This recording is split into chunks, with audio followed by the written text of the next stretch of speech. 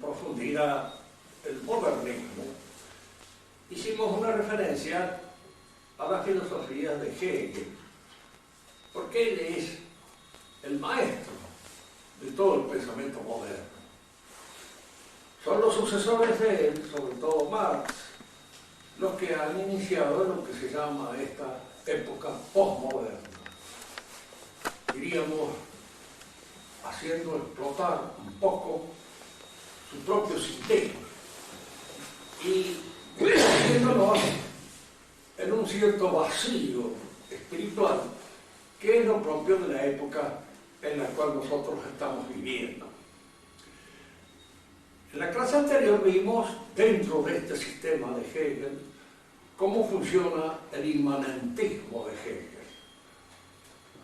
Pero ligado a este inmanentismo hay otra noción que conviene aclarar para ver el efecto que al ser introducido en la dogmática puede producir en los principios que hacen al valor mismo de la dogmática. Y es la cronolatría, o lo que dicho de otra manera, el historicismo. La cronolatría quiere decir esa especie de idolatría del tiempo que se tiene todavía, a pesar del escepticismo propio de la época postmoderna. Sin embargo, siempre seguimos creyendo que todo tiempo pasado fue peor y que todos los tiempos que vienen, en la medida en que vienen, mejoran la situación en la cual el hombre se encuentra. Y así oímos decir en la calle, y a muchas personas que no tienen ninguna intención de hacer filosofía ni nada, esto no es de esta época, esto es para otro tiempo. Y fíjense que este concepto o este criterio se aplica muchas veces a las verdades propias de la fe. No son de esta época, no son de estación.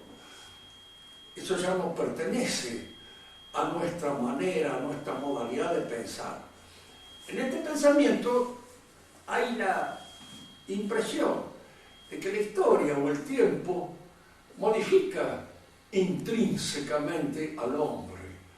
Lo hace distinto, lo hace diferente.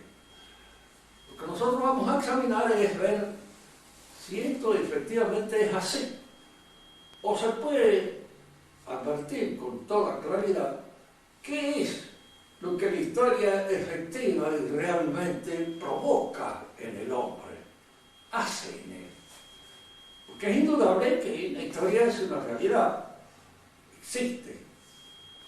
Y podríamos decir que hay dos aspectos en la historia que distinguir y que destacar. Uno es la ciencia, la historia como ciencia. Indudablemente que no es de eso de lo que se trata cuando sabemos nosotros el efecto que puede tener la historia en nuestra conducta. No se trata de la ciencia histórica, se trata de otro aspecto que está relacionado con la historia, a lo que podemos llamar nosotros lo histórico, como un constitutivo propio de la naturaleza humana. Esto es lo que vamos a tratar de aclarar, de conformidad con el método tradicional, tomista. Les advierto que Santo Tomás nunca ha tratado este tema, ni lo trató Aristóteles, porque no se presentó en la época de ellos, no se presentó. No porque no fuera de época, sino porque no se presentó en la época, no estuvieron, diríamos, presionados por la obsesión del histórico. Hay muchas cosas que sí, que efectivamente en una época determinada aparecen como problemas. Y son problemas que tienden a ser resueltos o no resueltos en un tiempo determinado, porque allí emergen, allí se suscitan, allí aparecen. Y generalmente los problemas de esta naturaleza aparecen porque están en crisis. Diríamos acá, refiriéndonos a los médicos que existen acá, un órgano mientras está sano uno no lo siente. Las virtudes morales, cuando están sanas, uno no las siente. El que es honesto y honesto es honesto. El que es generoso también. Pero el que es amarrete siente de alguna manera los efectos de tener que echar mano a la cartera. Y entonces es en un momento determinado cuando eso le resulta un tanto pesado. ¿Por qué? Porque no tiene esa virtud. No la tiene. Puede tener otros, pero esa está en crisis. Por eso decimos que las virtudes son un poco como los órganos. Cuando están sanos, no disuenan, no aparecen, diríamos, de ninguna manera con una presencia molesta.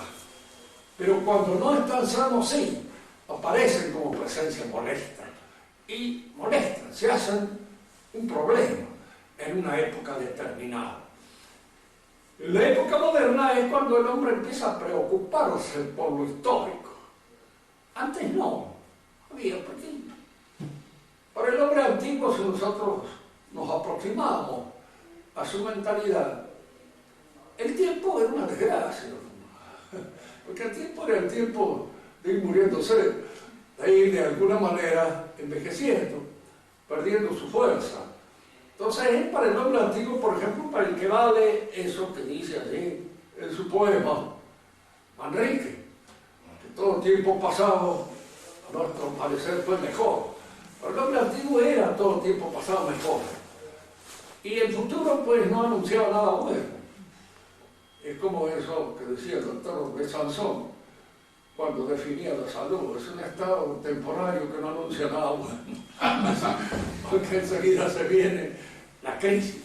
De manera que para el hombre antiguo también, la salud, la juventud era el momento en que uno tenía que aprovechar para el acto heroico, porque después venía la vejez, y junto con la vejez la caducidad y la pérdida de la fuerza, del vigor, del entusiasmo y de todas aquellas cosas que hacen a un ánimo juvenil.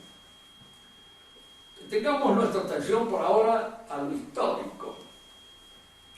Fíjense que en orden al tiempo, nosotros hablamos del pasado, y hablamos del porvenir, y hablamos del presente.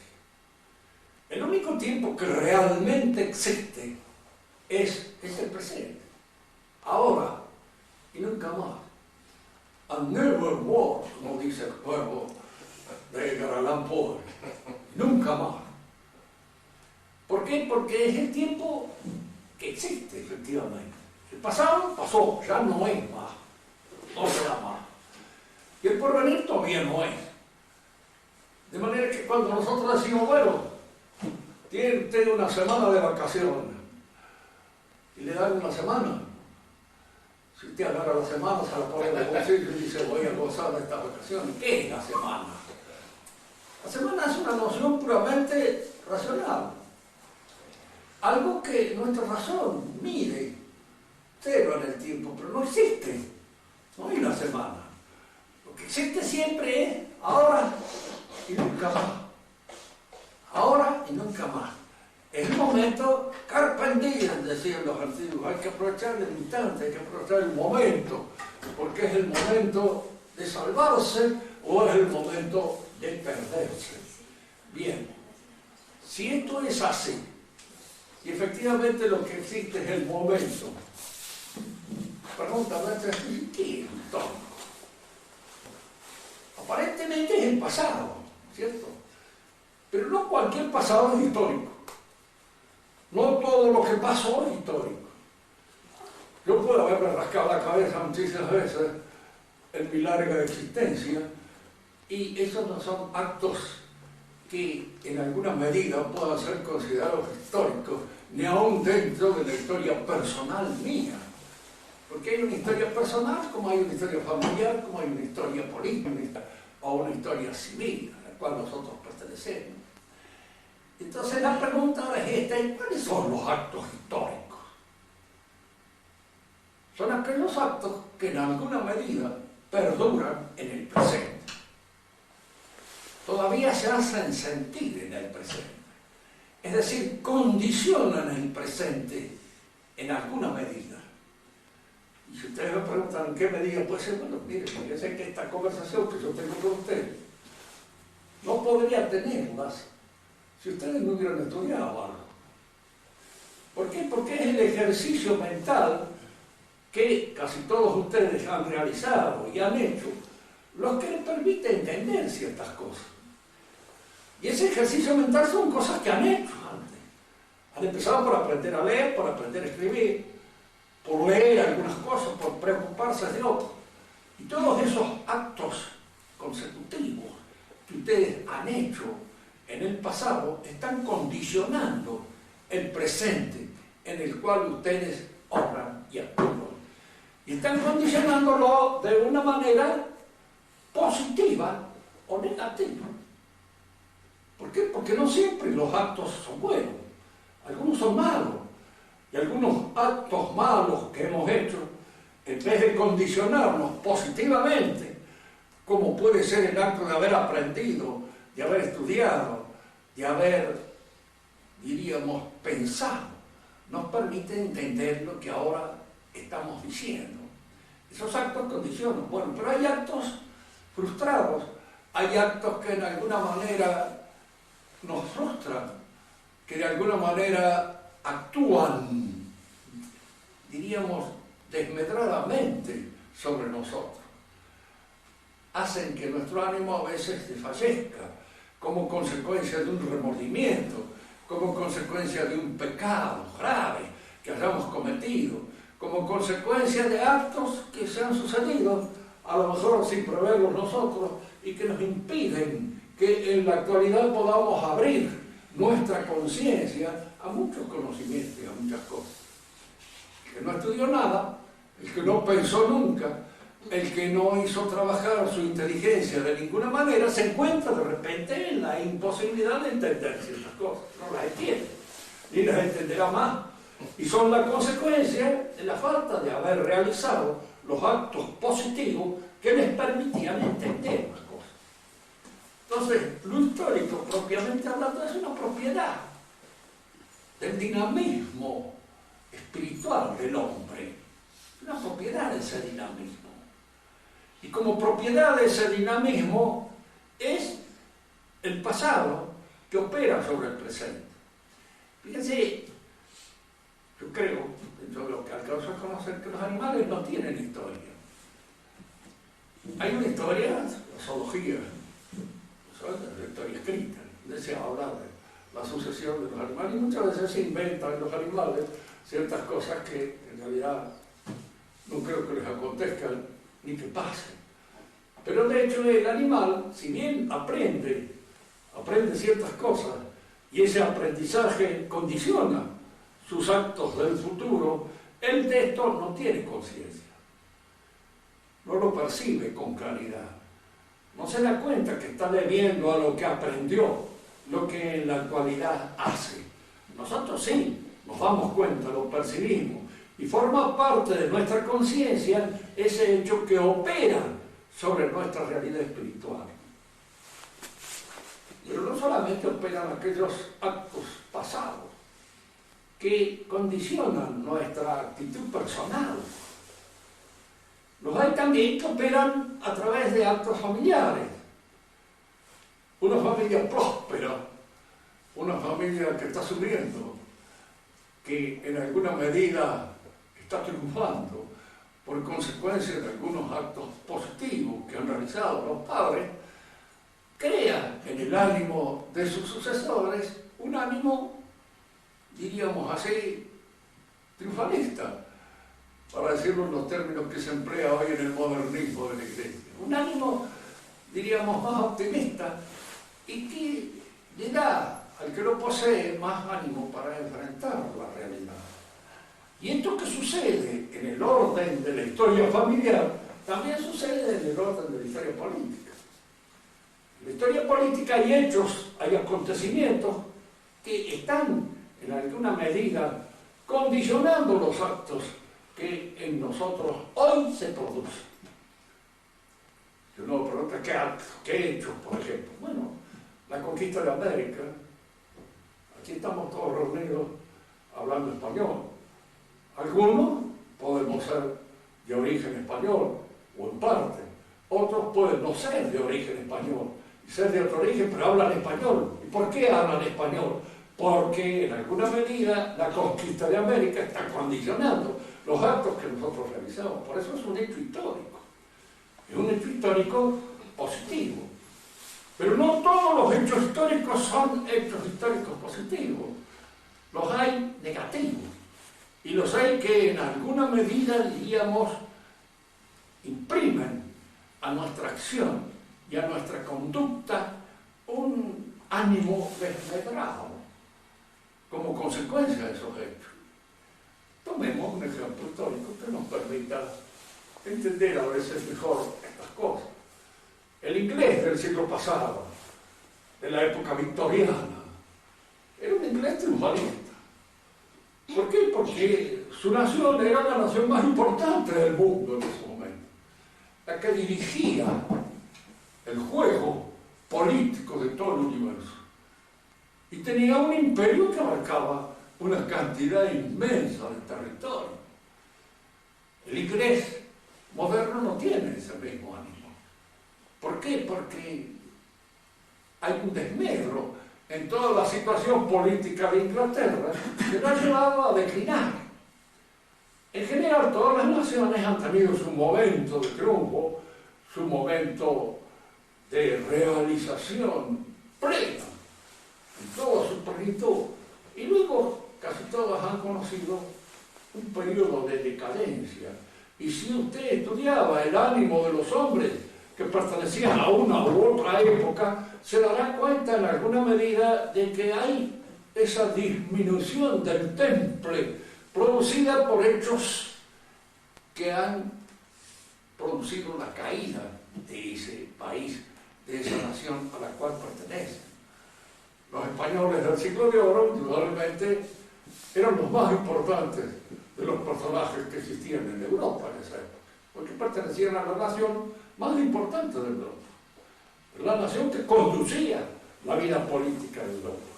Pero posteriormente hay una decadencia en España que se traduce no solamente a través de los gestos, de la capacidad de esos hombres, sino hasta en la literatura, en los versos, en la forma de expresar la situación anímica de ese pueblo. Bueno, Don Quijote sale en un momento de decadencia de Europa. Es de alguna manera, si se quiere, hasta una cierta burla irónica a todo aquello que constituyó los ideales fundamentales de la Edad Media. Don Quijote se burla un poco de este caballero que sale a, qué sé yo, a vencer gigantes, a correr aventuras un poco absurdas, que ya no tienen sentido. Y esto, en alguna medida, Cervantes lo ha hecho, asediado por la situación que padece su país, por la situación en la que está su país. Reduciendo esto a una definición muy clara, diríamos entonces que el histórico es una propiedad del acto humano. Y aquí es donde conviene analizar. Hay actos humanos y actos del hombre. Acto humano se dice al acto del cual tenemos plena conciencia de que lo realizamos. Estudiar es un acto humano. Arrepentirse es un acto humano. Enfrentar una situación determinada es un acto humano. Pero caerse, por ejemplo, que pise una cáscara de banana no es un acto humano. Es un acto que la conciencia que le sucede. Pero es un acto que le sucede en tanto que el cuerpo que tiene un determinado peso y que al perder el equilibrio se viene abajo. Pero no le sucede porque es hombre. Si salgo a la calle, llueve y me mojo, no me sucede eso porque soy un hombre, porque a un perro le puede pasar lo mismo. A una vaca o a un poste, que igual se moja.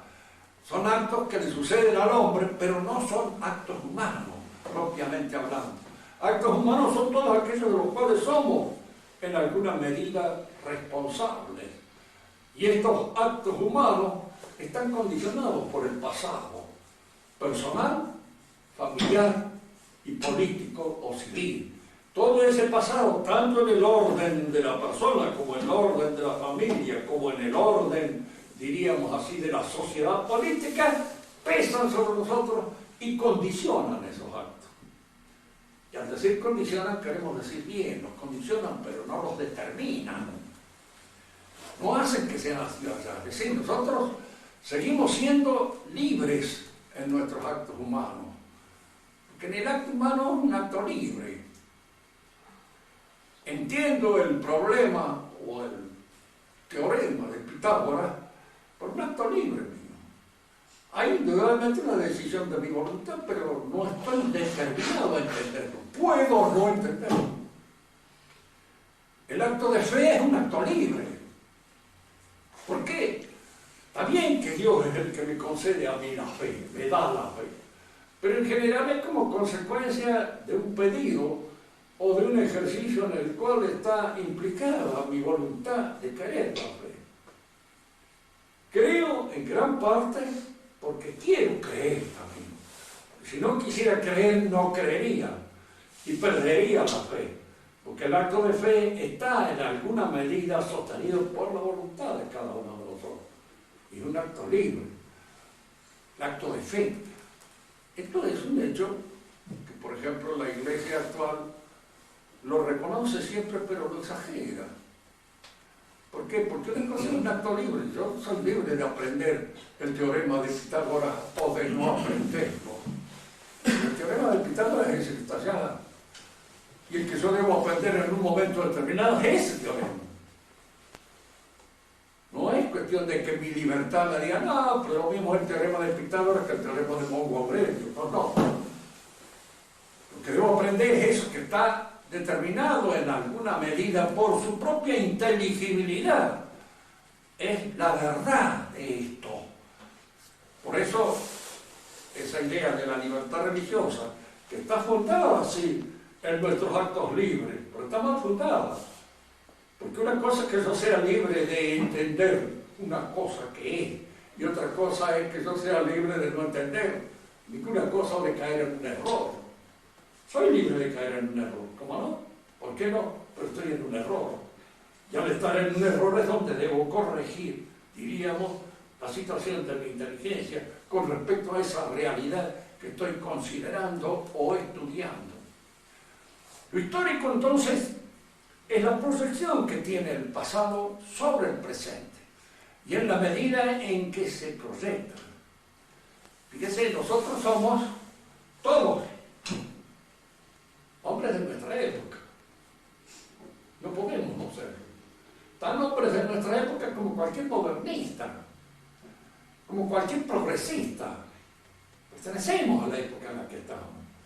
Y no dejamos de recibir, en alguna medida, las influencias de la época en que nos movemos. Pero estas influencias que nosotros recibimos no determinan nuestra conducta. No nos quitan la libertad de pronunciarnos. Yo he nacido en el seno de una familia y de una sociedad que era liberal. Y por supuesto el liberalismo actuó en mi conducta durante mucho tiempo.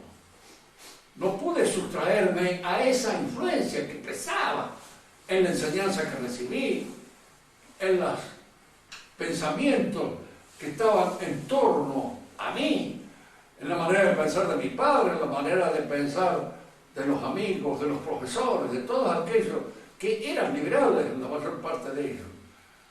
Dejé de serlo. ¿Por qué? Por un acto libre, diríamos así, de la inteligencia que nos permite en un momento determinado comprender el error en que nos estamos moviendo. Comprender que el liberalismo es un error. Pero esto es una actitud de la inteligencia por la cual se mueve en función de esa verdad que se impone, un error. No estoy determinado ni a concebir que es un error, ni a concebir que es la verdad. No estoy determinado, estoy libre. Así que, diríamos así, lo histórico, propiamente hablando, si bien condiciona mi acto, no tengo más remedio que pronunciarme frente a esto que es un hecho. Pero ¿cómo me pronuncio frente al hecho? Pues por una determinación libre mía, de mi inteligencia y de mi voluntad. No estoy determinado a aceptar esto de una manera terminante. No es así que estoy, que es un hecho histórico. Sí, es un forma en cómo se me enseña o se me presenta por la gente que está determinada por ese hecho. Yo no lo estoy. Estoy condicionado porque tengo que pronunciarme frente a él. Eso no cabe ninguna duda. No puedo esconder que lo conozco. No puedo esconder que de alguna manera tengo que apreciar su valor y medir su valor. Pero en esta apreciación del valor de una situación, de una realidad, de un hecho, está mi libertad de considerarlo erróneo o de considerarlo verdadero, según cómo lo vea de una manera efectiva y clara. Bien. Entonces, en la historia tenemos nosotros que hacer esta distinción entre lo histórico como propiedad del acto humano y la historia como ciencia. Aquí son dos cosas que se presentan siempre a la consideración de la reflexión filosófica. El historiador hace historia y, por supuesto, considera implícitamente que se trata de un saber, que es ciencia. Pero él no lo examina como tal. ¿Qué tipo de ciencia es la historia? ¿Qué clase de ciencia es? Para Aristóteles era una ciencia poética. Y un poco como en la conferencia de ayer decía este expositor, de que se trata, diríamos así, de un arte. Sí, hay arte, pero no olvidemos nunca que en el arte hay una libertad para producir la obra artística que el historiador no tiene. ¿Por qué? Porque él no puede producir pura y exclusivamente una novela histórica, y si produce incluso una novela histórica, debe asesorarse bien del tiempo en el cual está situado sus personajes, porque si no lo considera bien, no lo conoce, y cronológicamente no lo ubica, su novela es un mamarracho simplemente, nada más. Alejandro Dumas, que escribió muchas novelas de cuestiones históricas, y que por supuesto hacía lo que se le antojaba con sus personajes, lo que quería, pero se fundaba en hechos que efectivamente habían acontecido, habían sucedido. No tal vez de la manera en cómo él los narró, pero sí, en alguna medida, eran esos personajes que él manejaba, habían existido en su situación, en su momento. Él mismo una vez, contaba yo ayer, fue acusado de violar la historia. Y él le decía así con mucho sorno: oui, si le violé, je l'ai fait de sang mieux que de nature. Dice, sí, efectivamente, es violado. Le he hecho hijos mejores que la naturaleza. Mejor que los que ganan. Y es cierto, efectivamente, D'Artagnan existió de manera real, pero posiblemente no era el héroe que fabricó Dumas. Y ese héroe que fabricó Dumas era un poco mejor que el que hubiera producido la naturaleza. Nos hubiera gustado más bien que la historia respondiera a las exigencias de Alejandro Dumas y no a la realidad un poco sórdida en la cual se fundan los hechos efectivos. Que la historia es ciencia, no cabe duda, y aún incluso dentro de todas las exigencias que para el saber científico exigía Aristóteles. Aristóteles decía que la ciencia es siempre de lo universal y necesario. Pero la objeción que se le hace es esta: pero lo histórico versa sobre lo particular y contingente. Napoleón no es universal y necesario. Bien, pero a esto hay que atender una cosa. No se olviden nunca que en filosofía la mayor parte de las nociones que se manejan y están inspiradas en una buena metafísica son nociones análogas. Una cosa es la necesidad física. Tengo necesidad física de comer, porque si no, me muero.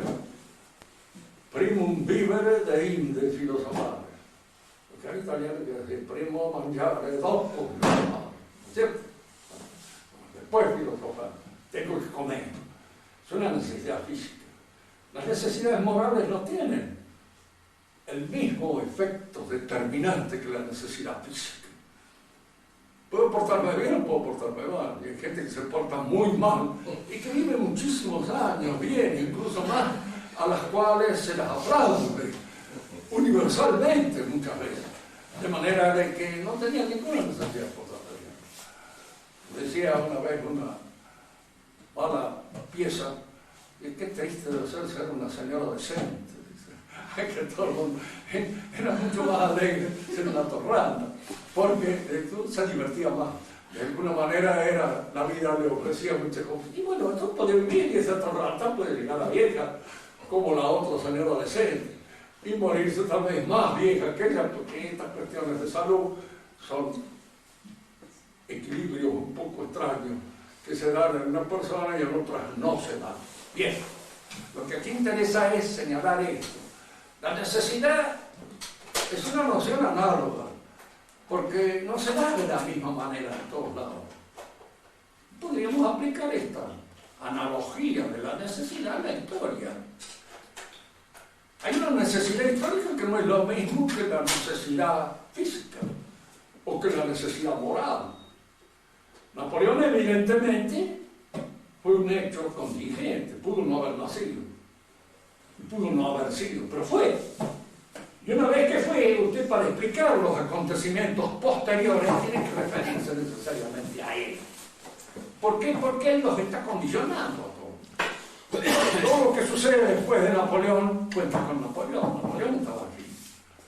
Podemos dedicarlo a hablar de él peste o magnificarlo de acuerdo como lo que quieran, pero no podemos prescindir de él. Y no podemos de ninguna manera hacer de cuenta que no existió, porque existió. Y los hechos posteriores están en alguna medida reclamando esa existencia, porque es ella la que los explica. De manera que, si bien la historia a veces se funda en hechos contingentes y singulares, no es la singularidad ni la contingencia del hecho lo que interesa al historiador, sino la repercusión posterior sobre los otros hechos que le permite señalarlo con un valor de cierta universalidad. No olvidemos que lo universal, en el sentido conceptual del término, no significa que abarque todo el universo entero. Porque si decimos un ratón tiene 4 patas, es un hecho indudablemente universal para los ratones. Claro, la universalidad está dada en la contingencia de esta especie, que es el ratón. Y lo mismo sucede con ciertos hechos que tienen una importancia universal dentro de ese ámbito histórico en el que estoy estudiando. La conquista de América es un hecho que tal vez tenga una universalidad global, total, porque afecta a toda la historia del mundo entero. Pero hay otros hechos que afectan solamente a un país, a una nación, pero dentro de ese país o de esa nación son hechos que tienen un valor universal porque condicionan todos los otros que vienen con posterioridad. San Martín también fue, en alguna medida, un hombre contingente, pudo no haber nacido. Nació, cumplió una serie de movimientos, de hechos que condicionan la historia nuestra y la historia de toda la América del Sur. De manera que no tenerlo en cuenta sería no tener en cuenta una clave histórica que nos permite comprender todos los acontecimientos que se dieron con posterioridad. En nosotros mismos hay hechos o hay acontecimientos en el pasado que tienen una repercusión sobre todo nuestro presente. Y hay hechos que no, hechos que son.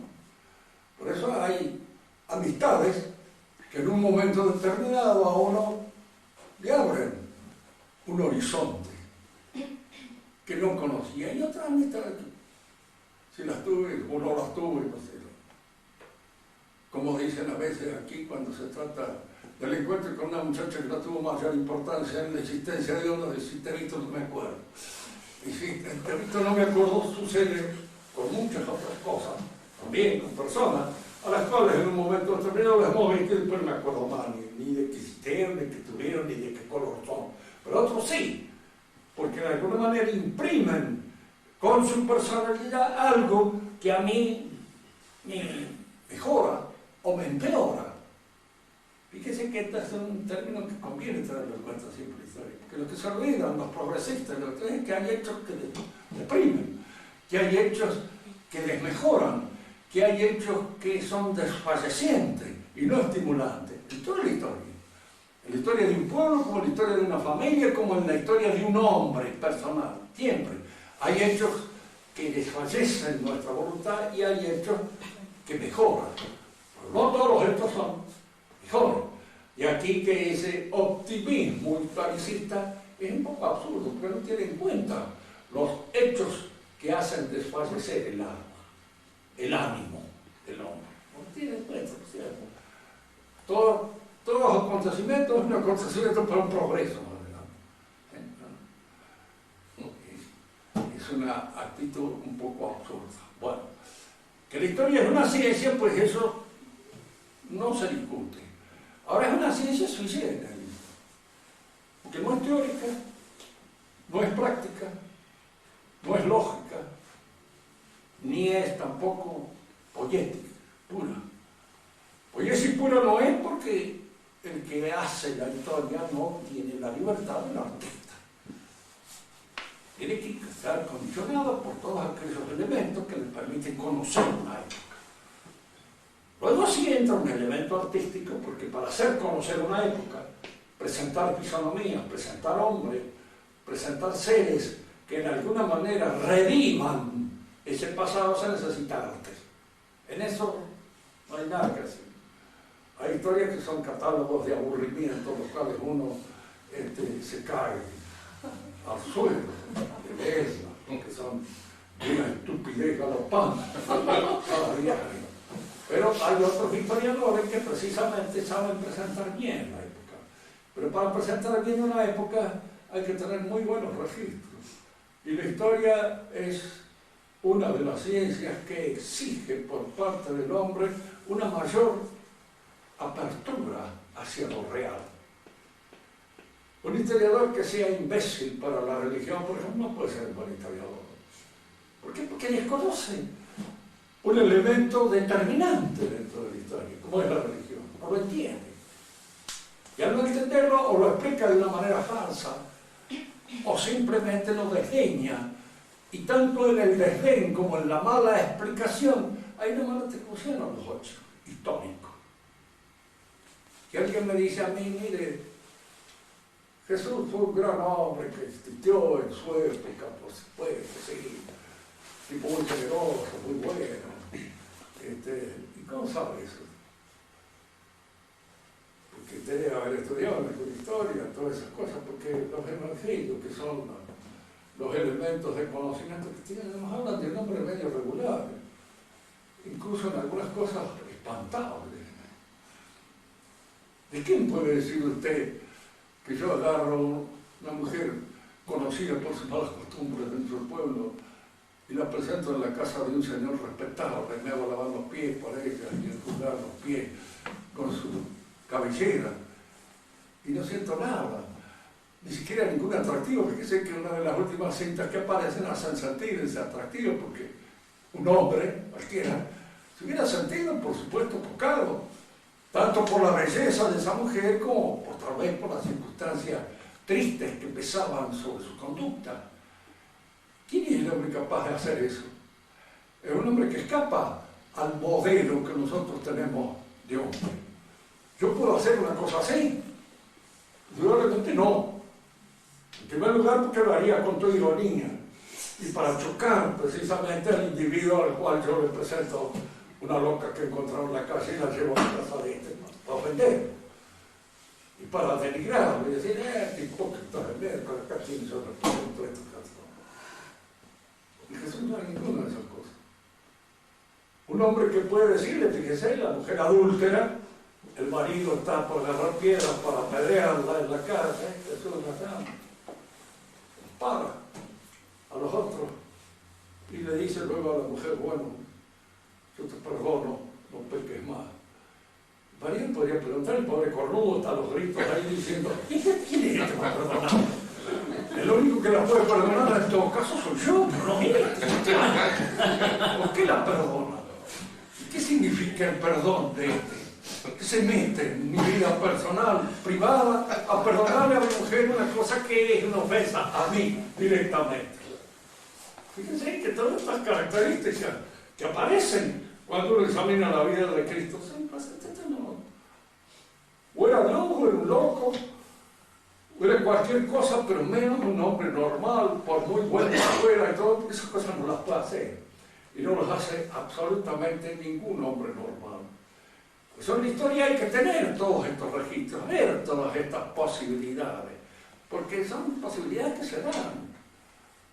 Cuando aparece por ahí un zurdito que tiene de la vida una idea un poco estrafalaria y considera que, sí, que la reina María Antonieta andaba con algún personaje por ahí en la corte. En primer lugar, tiene una idea así de las mujeres un poco adquirida en algún prostíbulo o en algún otro lado por el estilo, o en algunas casas de pensión de mala línea, porque esa no es.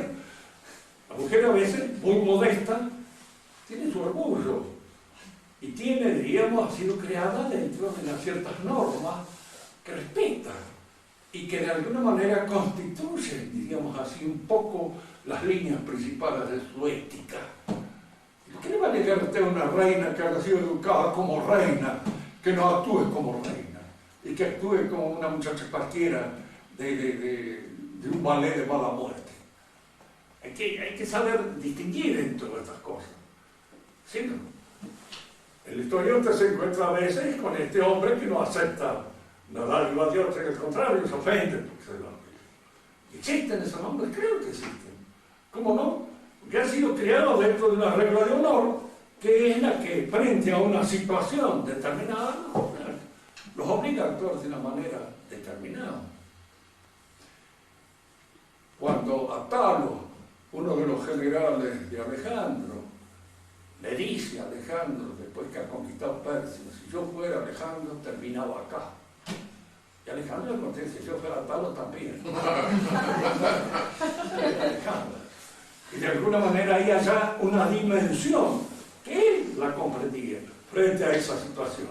El historiador debe estar abierto a todas estas cosas para poder entenderlas bien.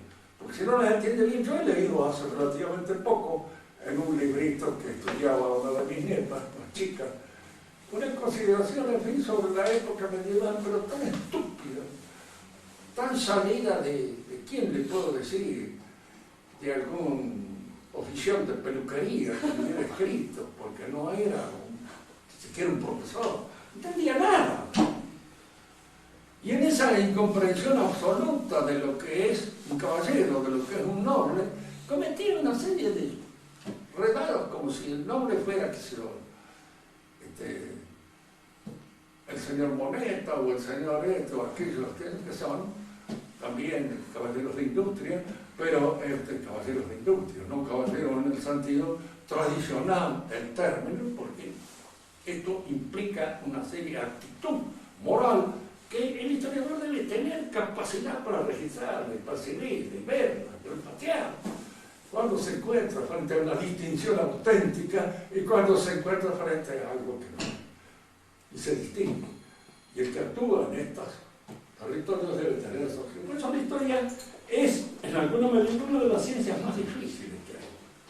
Porque hay que saber muchas cosas para poder apreciar una época y poder apreciarla en todo su conjunto, en todo su contorno, en todas aquellas cosas que florecen dentro de una situación cultural determinada. Lo que respecta a la ciencia histórica, es una ciencia que a su vez ordena. Es un orden que no es teórico, porque no está dado en la realidad para percibirlo. No es práctico, porque no lo tengo que resolver yo como si fuera una cosa que se resuelve en mi conducta. No es al mismo tiempo poético porque no puedo manejarme libremente, tengo que percibir aquello que efectivamente fue, o que pudo ser, o que de alguna manera, diríamos, condice con los hechos que nosotros conocemos. Y esta apreciación está jugando en un tipo de órdenes nuevo, que es el orden histórico, propio del historiador. El historiador percibe entonces un orden que no es ni teórico, ni práctico, ni poético, ni lógico, sino histórico. La ciencia histórica tiene su particularidad histórica. Y ahora vamos al hecho histórico. ¿Qué es? Ya hemos adelantado algo cuando decimos que es una propiedad del acto humano. Si es una propiedad del acto humano, entonces nosotros podemos analizarla dentro del acto humano. Una propiedad que condiciona los actos humanos como consecuencia de un pasado que todavía perdura en ese presente en el que el acto humano se produce y lo condiciona. Si nosotros examinamos las causas de lo histórico como tal, la causa de la ciencia histórica, la causa eficiente es el historiador, él la hace. Por eso a veces puede hacerla según su capacidad, según los registros que lo mueven a hacer la consideración. Hay historias hechas por enanos, indudablemente, y que basta a veces leerlo para darnos cuenta de que el que le escribió es un infeliz. Es un pobre tonto, lleno de tales o cuales prejuicios que le impiden ver los acontecimientos tal como fueron. La causa eficiente de la ciencia histórica es el historiador, pero de lo histórico no. El histórico es el hombre, los hombres que actúan, indudablemente. Esos producen lo histórico, producen aquellos hechos que tienen repercusión sobre los hechos ulteriores y son históricos. Pero, diríamos así, cuando hablamos nosotros de las causas, está la causa eficiente, está la causa final. Muchos hablan del fin de la historia. Si con el fin queremos dar a entender que algún día se acabará la historia, bueno, la historia personal de cada uno de nosotros se acaba en un momento determinado y se termina cuando pasamos a mirar cómo crecen las margaritas, ¿no es así? Bueno, ahí se terminó para nosotros. Y puede también acabarse para todo el mundo, puede. No sabemos cuándo, pero de hecho la historia puede terminar. Pero eso no es la finalidad. Lo histórico como tal no tiene finalidad. No tiene una finalidad determinada. Lo que tienen finalidad son los actos humanos. Yo me propongo hacer esto o me propongo hacer aquello. Pero esa propiedad del acto humano que es lo histórico no tiene, independientemente de mi finalidad, otra finalidad. No la tiene. Fíjense que cuando hablamos de la historia y hablamos del fin de la historia como si la historia se hubiera propuesto alcanzar un fin, estamos extrapolando una propiedad y dándole la consistencia de una persona, de una sustancia, y no es eso, es una propiedad nada más adjetiva y accidental del acto humano, que no tiene una finalidad determinada, propia de ella. Ese es un abuso del pensamiento terminado, y ese abuso del pensamiento es lo que actúa en el pensamiento modernista. Le conceden a la historia una finalidad, como si la historia tuviera un propósito. Y ese propósito fuera precisamente el logro de la democracia universal, ¿no es cierto? Puede que hoy o mañana se imponga en la globalización una extensión así de tipo de gobierno democrático, pero yo muchas veces le he dicho a ustedes, la democracia no existe, es un timo. Y en todo lo que hay un timo, hay dos clases de tipos. El que hace el timo, que es un mentiroso, el que aprovecha las cosas, y el estúpido que le cree. Y los demás, lo que podemos entrar en la corriente brutal de la gilada, es la gente que más o menos sigue el asunto sin estar demasiado entusiasmado tampoco por el problema, pero lo sigue por hábito, por costumbre. La democracia crea una situación que en general a la mayor parte de la gente les viene bien, porque no les exige nada y les permite hacer lo que se les da la gana. Ya no hay más moral, ya no hay más orden, ya no hay más, en un momento determinado ya no va a haber ni policía. Y eso en alguna medida viene bien para todo aquel que vive en la libertad anárquica del que hace lo que se le antoja. Por eso la mayor parte de esta gente postmoderna de este hombre light vive cómodo en la democracia. Yo les contaba a ustedes en una oportunidad como en esa obra de Anatole France, El Olmo del Paseo, el alter ego de Anatole France defiende la democracia. Y les creo que les hacía la mención, es como quien defiende, después de haber hablado de una dama decente. Uno dice sí, pero tiene una serie de inconvenientes. Primero hay que casarse con ellos, después de alguna manera tener una serie de familias, y todo eso crea problemas, trae plata, hay gastos de por medio, tengo que mantener los chicos, tengo que mantener la era, tengo que mantener la respetabilidad de la casa. En cambio una loca no me cuesta nada. Como aquel que le decía, usted piensa hacer el amor con... No, dice, yo no pienso hacerlo, lo compro hecho. Decía que de alguna manera resulta más barato, por supuesto, con los inconvenientes que eso puede tener. Pero la democracia también aparece en comparación con los otros tipos de gobierno como el gobierno facilitado. Paz, el que permite todo, frente al cual no hay que andar poniendo todo, y con todo es el que más se mete en la vida íntima de cada uno de nosotros. En la próxima clase vamos a hablar también de esto, porque la democracia aparece como un elemento constitutivo del modernismo, y que los modernistas están tratando de meterlo en la iglesia, porque una de las cosas que tratan de hacer es destruir la monarquía papal. Destruir no solamente la infalibilidad del Papa, sino su gobierno sobre la Iglesia. Fíjense que muchos nos reprochan a nosotros, usándonos de lefebristas, diciéndonos en alguna manera que nosotros ya no respetamos a otros. Bueno, los que no respetan son ellos. Y los que quieren de alguna manera influir de una manera deformadora en la situación del papado son ellos. Y es muy probable que el próximo Papa esté gobernado por un colegio de tipo democrático, electivo, y que ya no haya un Papa en el sentido cabal del término. Es probable. Yo no sé, no soy profeta, ni estoy viendo las cosas que puedan acontecer en el futuro, no sé. El futuro siempre es una incógnita, pero en alguna medida esto surge de ello. La idea de democratizar la Iglesia está en el pensamiento de los progresistas y de los modernistas. En la próxima clase hablaremos entonces con más detenimiento de las otras nociones que intervienen en el pensamiento modernista. El progreso, determinándolo bien claramente. Y hoy, para concluir esto, la historia entonces no es una fatalidad, algo que viene así arrastrando en su torrente la vida del hombre y determinándolo a que tales y cuales cosas en el seno de la historia han cambiado ya. En el seno de la historia nada cambia. El hombre sigue siendo el hombre, siempre.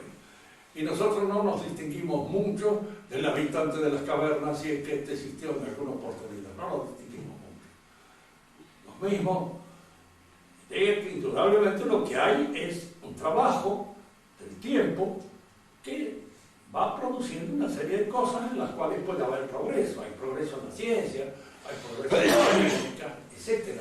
Pero en otras no, ese progreso no se nota. Y a veces hasta se nota un cierto retroceso como consecuencia del abandono de ciertas actitudes. La medicina ha progresado, la metafísica no. Aristóteles hasta ahora no ha progresado, digamos. Está bastante estancado. Esto se puede explicar después por qué razón. Pero el progreso es siempre cuando hay un esfuerzo positivo en orden a un determinado asunto, y que eso se transmite de una generación a otra, se produce. Cómo se produce, cómo se progresa en el cultivo de cierta ciencia, en la medida en que los sucesores van recibiendo el trabajo hecho por los antecesores y provocan un adelanto en él. Pero hay otras cosas en las cuales ese adelanto no se produce. Progreso moral no se descubre, diríamos así, en el acontecer de la historia, ni bien impuesto por la historia. Progresa uno personalmente, moralmente, sí, en la medida en que es capaz de salir de una situación de desmedro y alcanzar una situación de plenitud. Pero es un progreso personal, el progreso del alma. ¿Tienen alguna pregunta sobre esto que haya quedado un poco ¿Hay materia y forma en la historia? Hay materia y forma. La materia somos nosotros. Es el hombre mismo. Esa es la materia de la historia. Y la forma es esa modalidad típica de la época, que el historiador debe tener la capacidad para presentarla. Y en eso consiste su arte. Es decir, no podemos presentar a un hombre medieval como podemos presentar a un hombre de la época postmoderna. Hay diferencia en esa mentalidad de una y otra. Y eso constituye la formalidad propia de una época, que es lo que el historiador debe percibir. Y en eso es donde debe agudizar su ingenio y su capacidad, diríamos así, de penetración en una época determinada. ¿A través de qué? A través de todas las cosas que se manifiestan en la época. La literatura, el arte, el derecho, las costumbres, los usos, todo eso va manifestando una mentalidad. Y esa mentalidad debe ser percibida por el historiador. Y es lo que constituye la formalidad propia de la época. Nosotros somos hijos de esta época. Entre ustedes y yo puede haber la diferencia de una generación, indudablemente. Hay.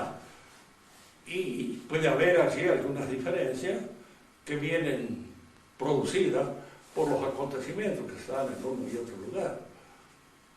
Yo muchas veces me siento bastante posmoderno y laico cuando observo ciertas, sí, porque claro, se dan.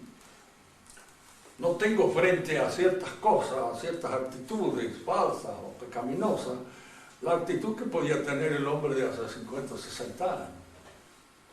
Comprendo demasiado fácilmente un montón de debilidades que en la actualidad existen. Y no me escandalizan en lo más mínimo. Incluso no producen ni cosquillas. ¿Por qué? Porque ya está uno un poco endurecido con respecto de las cosas que observa y que ve. Por ahí se me aparece un pariente que me presenta una de las terceras esposas que tiene desde hace un tiempo a esta parte. Bueno, saludos, ¿cómo le va? Mucho gusto, encantado. No, en la época no la recibían. Lo echaban a él, a la mujer y a todos, lo echaban a diablo. Pero bueno, se contó. Lo estimo. Y de alguna manera veo que cambia un poco más seguido de mujer que de camisa, pero son cosas que la época va dejando, va dejando. Aun cuando uno reaccione contra esas costumbres y no las diga, no las hace, pero las ve hacer. Y en alguna medida no lo afligen tanto como podría haber sido el resultado de otro. Si hubiera tenido todas las cosquillas de un hombre de la clase alta de la época medieval, hace tiempo que estaría muerto. En algún duelo, en alguna cosa así, como consecuencia de un insulto, de una mala mirada o de algo que alguien me ha provocado. Y que en esa época la gente era muy susceptible, en el sentido del honor, para esas cosas. Y en la actualidad, pues ya está así, que se vaya al diablo. ¿Alguna otra pregunta? Maceo, ¿qué pasa?